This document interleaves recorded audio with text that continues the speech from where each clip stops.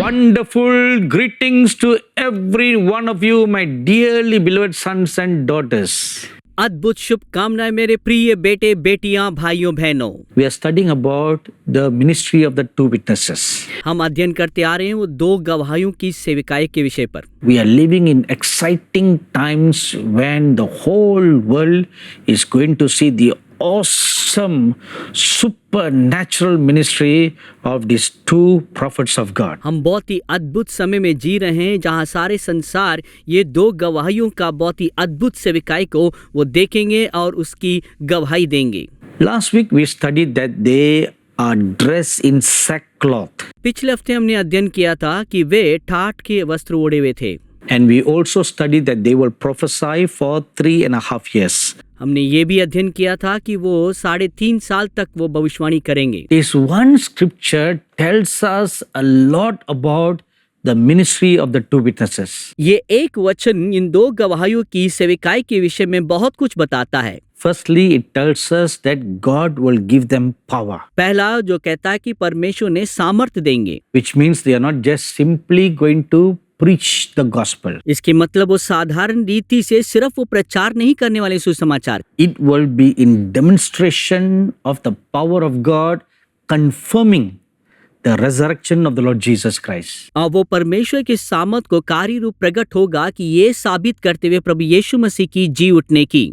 Here it says they were clothed in sackcloth. यहाँ पे वो लिखा हुआ है वो ठाठ के वस्त्र पहने होंगे। During this lockdown period, because of the pandemic of the COVID-19 coronavirus, इस लॉकडाउन के समय पर क्योंकि इस कोविड-19 की बीमारी की वजह से there appeared a young man in the United States dressed in a sackcloth and going around preaching. एक व्यक्ति जवान व्यक्ति अमेरिका के अंदर ठाठ का वस्त्र पहनकर चारों तरफ सुसमाचार प्रचार करता हुआ दिखाई दिया। And we studied the significance of the meaning of being dressed in sackcloth. हमने ये भी देखा कि ठाठ के वस्त्र ओढ़ने की महत्वता क्या है। Just to refresh your memory, let's watch a gist of that.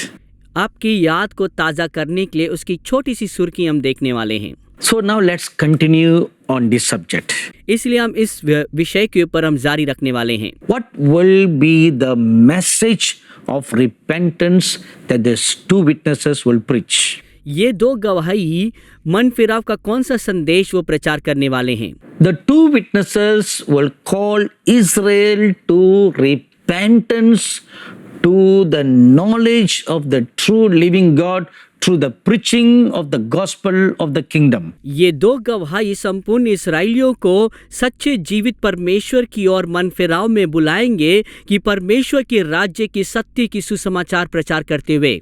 In the last days message that the Lord Jesus Christ preached in Matthew chapter 24, अंतिम दिनों की संदेश के विषय में यीशु ने जो प्रचार किया मत्ती 24 में देखते हैं। in verse 14 he says like this, 14वीं आयत में वो इस प्रकार कहते हैं, and this gospel of the kingdom shall be preached in all the world and then the end come. और राज्य का यह सुसमाचार सारे जगत में प्रचार किया जाएगा कि सब जातियों पर गवाही हो तब अंत आ जाएगा। Please turn your focus to look at this one word that the Lord Jesus said. दया करके ये एक शब्द जो यीशु मसीह ने कहा है उस पे ध्यान दीजिए। He said, this gospel of the kingdom. उन्होंने कहा यह सुसमाचार जो राज्य का है। Which is this gospel of the kingdom? वो क्या है यह सुसमाचार? It is the very gospel that the Lord Jesus Christ himself preached during his days. और वो वही सुसमाचार जो स्वयं यीशु मसीह ने अपने जीवन के समय पर प्रचार किए हैं। That is the message that one of the three angels in book of Revelation chapter 14 preached. और वही संदेश जो है 3 स्वर्गदूतों में से एक स्वर्गदूत जो प्रकाशित वाक्य 14 अध्याय में प्रचार किया है। When the Lord Jesus Christ began his message, his ministry, he preached that. जब यीशु मसीह ने अपनी सेविकाई शुरुआत किया उनके प्रचार में उन्होंने ये प्रचार किया। And at the end of the last gospel that will be preached before the end comes will also be this message. और अंतिम दिनों में आने से पहले जो अंतिम सुसमाचार जो प्रचार किया जाएगा वो यही संदेश होगा। And what is the message? संदेश क्या है? Repent, for the kingdom of God is coming soon. मन फिरो, परमेश्वर का राज्य बहुत निकट है। That is the gospel of the kingdom in one sentence. राज्य का सुसमाचार एक वाक्य में यही है। The good news is the kingdom of God is coming. शुभ संदेश ये है परमेश्वर के राज्य निकट आ रहा है। Therefore, repent from all your sins. इसलिए मन फिरो अपने सारे पापों से। Repent from the worship of creation सृष्टि की आराधना से मन फिरो and turn back to the living God. जीवित परमेश्वर की ओर मुड़ जाओ, Because His kingdom is coming to rule in this world. क्योंकि परमेश्वर का राज्य संसार पे राज्य करने आ रहा है। This is the gospel of the kingdom in just a few little words. और यही राज्य के सुसमाचार कुछ शब्दों में। In the Old Testament, the prophets usually preach two great themes. पुराने नियम में भविष्यवक्ता लोग महत्वपूर्ण दो शीर्षकों के विषय में प्रचार करते थे। Firstly, on the wrath of God. पहला परमेश्वर के प्रकोप के विषय में। Psalms chapter 2, bhajan 2 verses 4 and 5, 4 और 5 पद, verse 9, verse 12. 9 और 12वां पद। The wrath of God also brings the judgment of God. परमेश्वर का प्रकोप परमेश्वर के न्याय को भी लेके आता है। And the second theme is about the coming kingdom of God established on the earth. दूसरा शीर्षक जो परमेश्वर के आने वाले राज्य जो इस पृथ्वी पे स्थापित होने वाला है। Psalms chapter 2, verses 6 to 8. भजन 2 उसके 6 से लेके 8 पद तक। This is the message of all the Old Testament prophets. और यही जो संदेश था सारे भविष्यवक्ताओं का पुराने नियम में। Whenever God's people turn away from the path of righteousness and from following the true living God, जब कभी लोग अपने धार्मिकता के मार्ग से भटक जाएं और जीवित परमेश्वर की आराधना करना छोड़ दे, God sent His prophets to call them to repentance. परमेश्वर ने अपने भविष्यवक्ताओं को भेजा ताकि उन्हें मन फिराव में बुलाए। Now I'm going to share one secret with you. एक भेद मैं आपको बांटने वाला हूँ। The good news that the kingdom of God is at hand. शुभ संदेश जो परमेश्वर के राज्य निकट है, How will it be like? कैसे दिखेगा? We get a foretaste, a preview of this in the Old Testament. इसकी पहले से एक झलक और उसकी स्वाद हम पहले से पुराने नियम में चख सकते हैं। In fact, the coming of the kingdom of God to this world is foreshadowed 3 times in the Old Testament. हकीकत में आने वाले ये परमेश्वर के राज्य के विषय में परछाई 3 बार पुराने नियम में देखते हैं। The first time, पहली बार this was before sin. पाप के पहले है। God made man and woman. परमेश्वर ने स्त्री और पुरुष को बनाया। And Genesis chapter 1 verse 26 says, उत्पत्ति पहला अध्याय का 26 पद कहता है, He gave them all the power and all the authority to rule over this world. परमेश्वर उनके सारे अधिकार और सामर्थ्य दिया इस पृथ्वी पर राज्य करने के लिए। And God was in their midst. परमेश्वर उनके बीच में थे। Where God is, that is His kingdom. जहाँ परमेश्वर है वही उनका राज्य है। So that is the first glimpse. और यही पहला झलक है। The second glimpse, दूसरा झलक Exodus chapter 25 verse 8. निर्गमन 25 अध्याय 8 पद। The Lord told the prophet Moses, परमेश्वर ने भविष्यवक्ता मूसा से कहा, Build me a tabernacle that I may dwell among you. मेरे लिए एक तंबू बनाओ ताकि मैं तुम्हारे बीच में वास करने पाऊं। God dwelling among His people through the physical tabernacle is the kingdom of God in this world. परमेश्वर उनके बीच में वास करना शारीरिक मंदिर की निशानी के द्वारा वही परमेश्वर का राज्य है।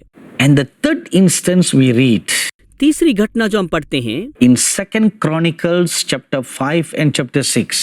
दूसरा इतिहास की पुस्तक के 5 और 6 अध्याय, When King Solomon built a magnificent temple, जब राजा सुलेमान ने बहुत ही सुंदर जो भवन बनाया, मंदिर बनाया, the Shekinah glory of God came and abided in the temple. परमेश्वर के शकीना महिमा उस मंदिर में आके उतरा।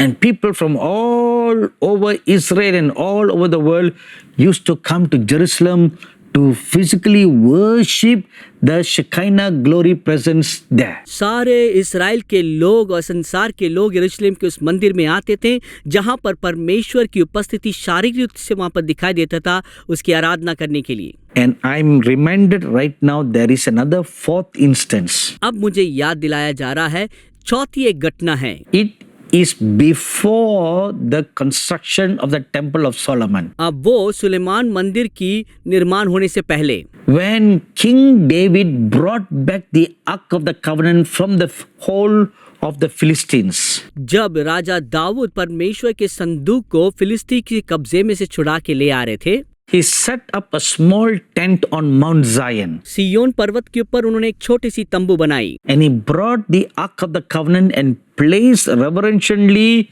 inside the tent. वो उस संदूक को ले आके बड़े आदर स्वरूप उस तंबू के अंदर उन्होंने रखा That was called the Tabernacle of David. और उसी को दाऊद की तंबू कहलाया गया।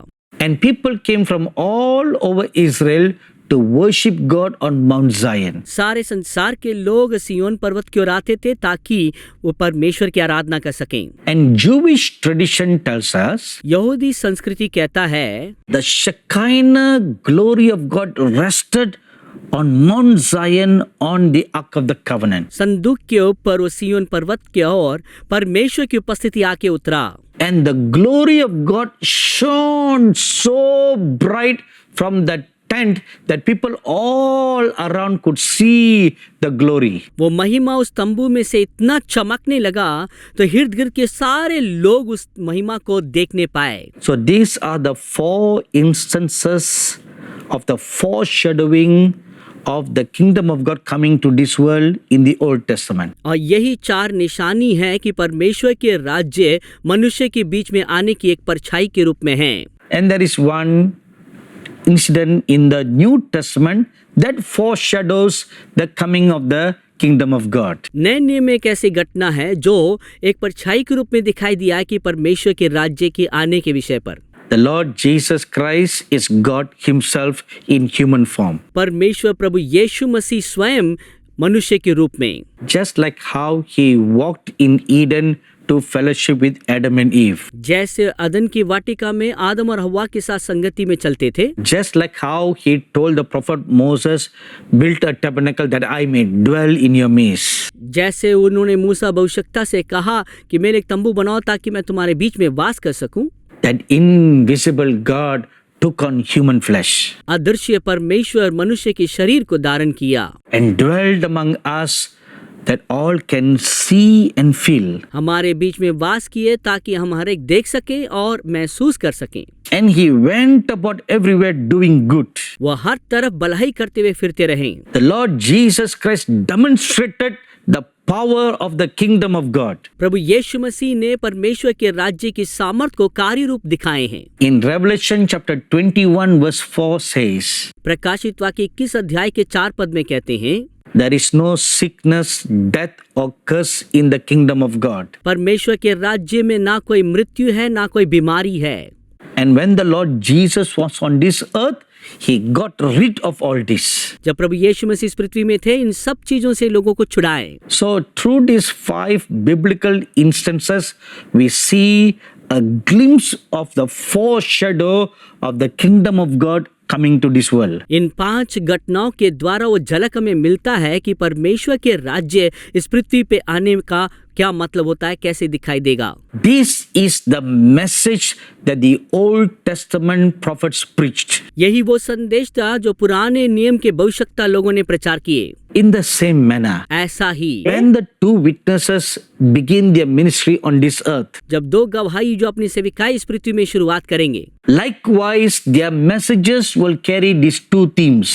वैसा ही उनके संदेश में भी ये 2 बातें उठाए चलेंगी। They will preach about the coming wrath of God and the coming of the kingdom of God. उन प्रचार करेंगे कि परमेश्वर के आने वाले प्रकोप और परमेश्वर के आने वाली न्याय के विषय में।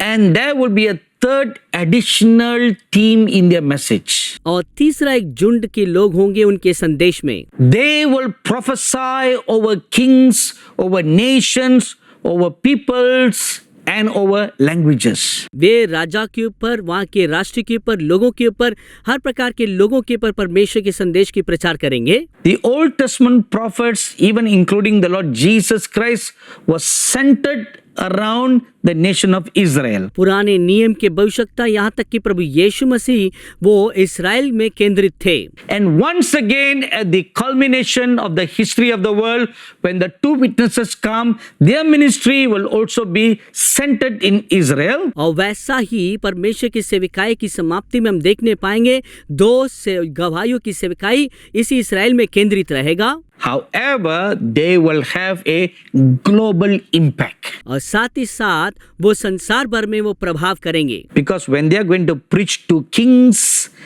of different nations, it's not just going to be the nation of Israel. जब वो संसार के राष्ट्र के राजाओं के लिए प्रचार करेंगे, ये सिर्फ इस्राएल के लिए नहीं होगा। Now I want you to look at two scriptures. मैं चाहता हूँ दो वचन की ओर अपने ध्यान लगाइए। Revelation chapter 11 verse 3. प्रकाशित वाक्य 11 अध्याय 3 पद। And I will give power to my two witnesses, and they will prophesy 1260 days clothed in sackcloth.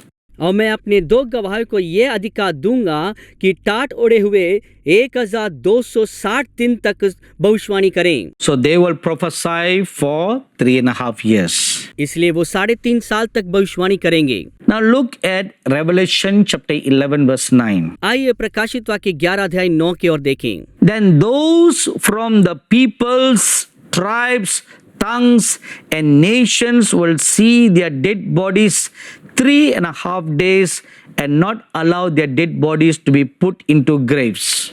और सब लोग और कुलें और भाषाएं और जातियों में से लोग उनकी लोथें 3.5 दिन तक देखते रहेंगे और उनकी लोथें कब्र में ना रहने देंगे। Now look at these two scriptures. इन दो वचनों को देखिए। Though they have their ministry physically in one place in Israel, जबकि उनकी सेविकाई शारीरिक रीति से एक ही स्थान में था इस्राएल में, yet the people of the whole world, speaking of different languages, different people group, are affected by their ministry. यद्यपि संसार के सारे प्रकार के लोग, सारे भाषा के लोग, संस्कृति के लोग इस सुसमाचार के द्वारा प्रभावित हुए हैं। Now turn your Bible to Revelation chapter 10 verse 11. आइए अभी अपने बाइबलों को प्रकाशित वाक्य 10 अध्याय 11 पद खोलें। There it says like this. वहाँ इस प्रकार कहता है, And he said to me, you must prophesy again about many peoples, nations, tongues and kings. तब मुझसे यह कहा गया कि तुम्हें बहुत से लोग और जातियों और भाषाओं और राजाओं पर फिर भविष्यवाणी करनी होगी। Based in Israel, but the two witnesses will have a global impact to all the nations, to every kings, presidents, prime ministers, different people groups and different languages. जबकि वो इस्राएल में है, मगर उनके संदेश संसार के सारे राजाओं, सारे मंत्रियों, सारे प्रकार के भाषाओं के लोगों के बीच में, संस्कृति में वो प्रभावित करेगा। This will be through the global technology of satellite television. और ये वचन जरूर पूर्ति होगा संसार भर में सेवा करने वाली ये सैटेलाइट के द्वारा टीवियों में। When I was newly born again in the year 1979, 1997 में जब नए जन्म पाया प्रभु में, the subject that our pastor taught to new believers is on the book of Revelation. हमारे पासवान ने नए विश्वासियों के लिए जो शिक्षा सिखाए वो प्रकाशित वाक्य में से था। And when we studied the book of Revelation, जब हम प्रकाशित वाक्य की पुस्तक को पढ़े थे, two subjects jumped and made a deep impact in my young heart. मेरे जवान हृदय में दो विषय जो था बहुत ही प्रभावित किया है। One was Revelation 1:7, एक प्रकाशित वाक्य 1 अध्याय 7 पद, where it says, all eyes will see the coming of the Lord Jesus. इस प्रकार कहा गया, सारे आंखें यीशु मसीह की आगमन को देखेगी। and the other was the subject of the two witnesses. दूसरा ये दो गवाहों की शिक्षा के विषय में। Later, when we started Angel Television, बाद में जब हम एंजल टीवी शुरुआत किए थे, and the Lord told me to establish it all over the world, परमेश्वर ने मुझसे कहा सारे संसार में से स्थापित करने के लिए। it was clearly revealed to me that this global technology of satellite television will be the vehicle to prepare the way for the ministry of the two witnesses. और बहुत स्पष्ट नजर आ रहा था संसार भर की ये टेलीविजन जो सैटेलाइट के द्वारा कार्य किया जाता है, ये ही एक मार्ग तैयार करेगा इन दो गवाहों के आने के लिए। So to conclude this subject of this study today, आज की हमारी शिक्षा को समाप्त करने के लिए the message that the two witnesses will be preached will be about the coming wrath of God and the coming of the kingdom of God. जो संदेश जो दो गवाही प्रचार करेंगे वो परमेश्वर के आने वाले प्रकोप और परमेश्वर के आने वाले राज्य के विषय में। We'll continue this subject next week. इस शिक्षा को हम अगले हफ्ते जारी रखेंगे।